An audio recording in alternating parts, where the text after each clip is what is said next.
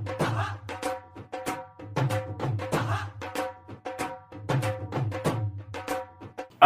वालेकुम। मैं हूं गुलाम मुर्तजा। मैं गुलजार अहमद। मैं असद यकूब। आप देख रहे हैं GM authentic reaction YouTube channel. आप सभी दोस्तों का मेरे इस चैनल पर स्वागत है। अगर आप देखना चाहते हैं ऑथेंटिक रिएक्शन वीडियोस तो मेरे इस चैनल को सब्सक्राइब करें। उम्मीद करता हूं कि तमाम दोस्त खैर-ओ-आफियत होंगे। दुआ है कि आप हमेशा खुश रहें, जो हंसते मुस्कुराते रहें। आज हम जिस वीडियो पे रिएक्शन दे रहे हैं, वीडियो का टाइटल है biggest win India, Vande Bharat express become international. तो ये है आज की हमारी वीडियो का टाइटल। चलिए सबसे पहले वीडियो देखते हैं, फिर देते हैं अपना ऑथेंटिक रिएक्शन। भारतीय रेलवे इंडस्ट्री अब क्वालिटी पर काफी ज्यादा फोकस कर रही है। इसी का नतीजा है कि हाल ही में यहाँ पर सऊदी गैजेट में पब्लिश किए गए एक रिपोर्ट में भारत के द्वारा मैन्युफैक्चर की गई वंदे भारत एक्सप्रेस की तो भर भर के तारीफ की गई। यहाँ पर मेंशन किया गया है कि इंडियन स्टैंडर्ड्स अब तो इंटरनेशनल बेंचमार्क को टक्कर दे रहे हैं। इंटरनेशनल स्टैंडर्ड्स अब ये बन चुके हैं और ये जाहिर सी भी बात है क्योंकि वंदे भारत एक्सप्रेस ट्रेन हुई ही इतनी सक्सेसफुल है हमारे भारतीय रेलवे के इतिहास में। वैसे आपको बता दें कि अगर यही सेम ट्रेन हम यूरोप से लेते काफी मोटी रकम हमें खर्च करनी पड़ती। वहीं भारत ने ये ट्रेन 40% चीपर बना दी है यूरोपियन वन से। ऑलमोस्ट आप कह सकते हो आधे दाम पे। अब सस्ती है तो इसका मतलब ये नहीं है कि इसमें ज्यादा कोई एडवांस टेक्नोलॉजी यूज की नहीं गई। इनफैक्ट आप जानकर चौंक जाओगे कि इसकी जो ब्रेकिंग सिस्टम है वो तो 30% इलेक्ट्रिक एनर्जी सेव कर लेती है। सो काफी ज्यादा एफिशिएंट ट्रेन सही है। अब यहाँ पर सऊदी पब्लिकेशंस में मेंशन किया गया है कि वंदे भारत एक्सप्रेस ट्रेन ने तो भारत को एक काफी सॉलिड बूस्ट दिया है। अब भले ही भारत में काफी सारे लोग लॉन्ग डिस्टेंस के लिए बहुत ही आम है कि ट्रेन का यूज करते हैं, ऑलमोस्ट 95% पॉपुलेशन। और इसी बीच भारत ने 18 मंथ्स के रिकॉर्ड टाइम स्पैन के बीच में एक काफी वर्ल्ड क्लास लेवल की ट्रेन मैन्युफैक्चर करके सामने पेश कर डाली। सऊदी पब्लिकेशन में ये भी मेंशन किया कि ये सभी वर्ल्ड क्लास स्टैंडर्ड्स पर खरी उतरती है। इसकी operational speed 160 kilometre per hour है। रीजनरेटिव ब्रेकिंग है जिससे ये बहुत ही एफिशिएंट बन जाती है। जीपीएस बेस्ड, फिर audio visual passenger information system. In fact toilet में भी कोई कसर नहीं छोड़ी गई है। इसे इस तरह से डिजाइन किया गया है कि काफी कम यहाँ पर कार्बन फुटप्रिंट जनरेट हो और ज्यादा से ज्यादा हम इस फुटप्रिंट को रिड्यूस कर सके। बायो वैक्यूम टॉयलेट है ये पूरे नेचर में। फिर ऑटोमेटिक डोर्स, सील्ड गैंगवेज, फिर हर एक कोच के पास अपनी एक डेडिकेटेड पैंट्री फैसिलिटी भी है जिसके तहत अगर पैसेंजर की संख्या बढ़ भी जाती है तो भी इसमें कोई दिक्कत नहीं आने वाली है। खाना गर्म का गर्म ही रहने वाला है। सो ऐसी ट्रेन्स को और ज्यादा बूस्ट देने के लिए तो 400 new Vande Bharat express train Bharat में आने वाली है। और अब तो ये जो 400 वंदे भारत एक्सप्रेस ट्रेन आएगी ये तो और भी ज्यादा रिफाइंड और टेक्नोलॉजी में एडवांस होंगी। सो जाहिर सी बात है कि इतने बड़े मैसिव सक्सेस के साथ काफी सारे एक्सपोर्ट ऑर्डर भी अब भारतीय रेलवे को मिलने वाले हैं from middle east, south America और साउथ ईस्ट एशिया की काफी सारी कंट्रीज की तरफ से भी। इससे न केवल ही भारत ने इंटरनेशनल स्टैंडर्ड्स को काफी अच्छे से मैच किया है बल्कि क्वालिटी और कॉस्ट के मामले में एक न्यू बेंचमार्क भी सेट कर डाला। So this is it for this video and thanks for watching. जी बिल्कुल भाई, ये तो भाई इंडिया के लिए एक प्राउडिंग मोमेंट है कि भाई हमने पहले भी जो वंदे भारत एक्सप्रेस है उस पर 2 रिएक्शन दे चुके हैं हम। तो भाई उसकी जो क्वालिटी है ना उस पर भाई उन्होंने कोई कंप्रोमाइज़ नहीं किया।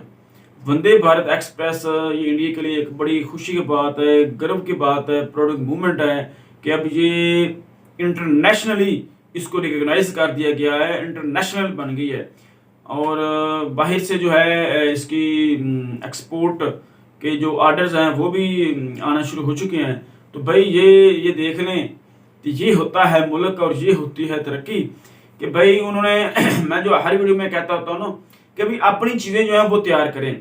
जब आप अपनी चीज़ें तैयार करेंगे, एक तो आप अपनी जो ज़रूरियात हैं उसको पूरा करेंगे और फिर उसको आप भाई आप बाहर की मंडी में सेल करके एक्सपोर्ट करके आप ज़रा मुबादला भी कमा सकेंगे। क्यों भाई असद, क्या कहेंगे आप? कैसी अचीवमेंट है इनकी? ये कमाल की चीज़ है सर। इस बात को तो मानना पड़ेगा कि इन लोगों को फिक्र है अपने मुल्क में तरक्की करने की। हमारे जैसा हाल नहीं है इन लोगों का। हमारे हाल ये है कि जब शेख रशीद साहब रेलवे के बने थे ना, वजीर बने थे, तो उन्होंने कहा था कि इतना ज़्यादा लोहा और इतनी ज़रा जो मशीनरी ख़राब पड़ी है ना, अगर वही हम रिपेयर करते हैं ना तो उसमें भी हमें काफ़ी फ़र्क पड़ जाता है। ऐसी चीज़ें बनाना तो हमारा ख्याल है हमारे लोगों को दिमाग में भी नहीं होगा कि हम ऐसी चीज़ें बनाएंगे। भाई इतनी ना सस्ती भी है ना, ये करना भी होगा ना। शहबाज शरीफ ने लाहौर में किया है वो बाहर से चाइना की मदद से बनाई है। यार अपना नहीं इंडिया बनाई वालों है। ने अपनी मदद से बनाई है और 50% ऑफ से बनाई है। 50 नहीं 40% मतलब कि चीपेस्ट है, सस्ती है। सस्ती है। वो बता ये रहे हैं कि जो हम एक्सपोर्ट अगर इंपोर्ट करते हैं ना बाहर से, यूरोप से लेते, तो भाई उस पे हमें उससे हमें जो हमारे खर्चात थे हमें डॉलर में पे करना पड़ता था और वो ज्यादा कॉस्टली हमें पड़ती है यहाँ पर। जब हमने उसको घर पे अपने मुल्क में तैयार किया तो हमें 40% चीपेस्ट मतलब सस्ती जो है वो पड़ी है। और पायदार भी बनाई उन्होंने कि वो अपनी मर्जी से बना रहे हैं, जो उनकी यार requirement होती इसमें है। बात ये है कि हम लोगों के पास हमारे मुल्क का अपना निज़ाम ही नहीं है। अब ये नई अगर हुकूमत आई है, इसकी हालत देख लें, वो तरक्की करना तो दूर की बात है ना। वो भाई ये नई हुकूमत जो है ये इम्पोर्टेड है और हम इम्पोर्टेड चीजें जो है वो पसंद करते हैं, और ये आज हम पर जो मुसलत कर दी गई है हुकूमत वो भी इम्पोर्टेड ही है। उसमें कुछ 14-15 पार्टियां इकट्ठी हुई हैं, तो उन्होंने जो जमहूरियत है उनका ठेका ले लिया और वो कहते हैं कि हम जमहूरियत को चलाएंगे। और ये बड़ी भाई इससे और हमारी बदकिस्मती नहीं हो सकती कि हमारे मुल्क में जब भी डेमोक्रेसी, जब भी कोई वज़ीर आज़म बना उन्होंने अपना टेन्योर पूरा नहीं किया, 5 सालों से पहले उनको उतार दिया गया। तो ये इससे भाई मुल्क कभी तरक्की नहीं करते। इंडिया में मजबूत डेमोक्रेसी है और जो फैसले वो लेते हैं भाई उनकी फॉरेन पॉलिसी भी जो है वो खुद मुख्तियार है, वो उस पर उनका किसी का इन्फ्लुएंस नहीं होता, ना अमेरिका का ना किसी और का। भाई वो मजबूत कैसे है? वो इंडिया में काम करती है तो फिर ही मजबूत है ना। जो मोदी साहब है काम कर रहे हैं वो तो किसी सोच भी नहीं सकता इंडिया में जो कर सकते थे। भाई वो असल में ये बात है ना कि जब बाहर से कोई इन्फ्लुएंस होता है तो भाई वो सारी पार्टीज जो है वो इकट्ठी हो जाती हैं, उनका मुकाबला करती हैं, वो एक प्लेटफॉर्म पर इकट्ठे हो जाते हैं। हम पर जब इन्फ्लुएंस होता है तो हम भाई एक दूसरे की टांगे जो है वो खींचना शुरू कर देते हैं अपना वोट बैंक का, अपना जो चीज है ना उसको लेने के लिए। तो ये बड़ी गलत बात होती है कि भाई हमें अपनी जो फॉरेन पॉलिसीज हैं वो बिल्कुल फ्री रखनी चाहिए और वो आज़ाद होनी चाहिए, ताकि हमें किसी का ये तभी होगा भाई जब हम अपने खुद कुछ चीज़ें तैयार करेंगे, हम अपने पाँव पे खड़े होंगे। जब हम अपने मुल्क में खुद चीज़ें तैयार करेंगे और हमें हमारी जो इंपोर्ट है वो कम हो जाएगी, एक्सपोर्ट ज़्यादा हो जाएगी, तब भी हम ये मसाइल जो है ये हमारे हल हो सकेंगे।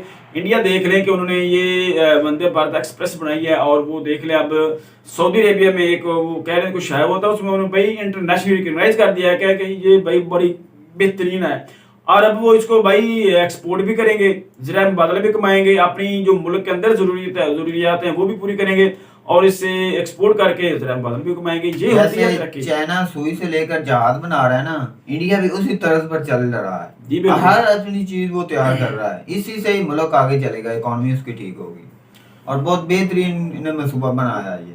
तो भाई ये एक तो उनके जो इंटरनल अपने मुल्क के अंदर जो ट्रांसपोर्ट का सिस्टम है वो बेहतर होगा इससे, और इससे जरा मुबादला भी कमाएंगे। ये सारी चीज़ें जो है भाई ये मुल्क की तरक्की के लिए बड़ी बेहतरीन होती हैं।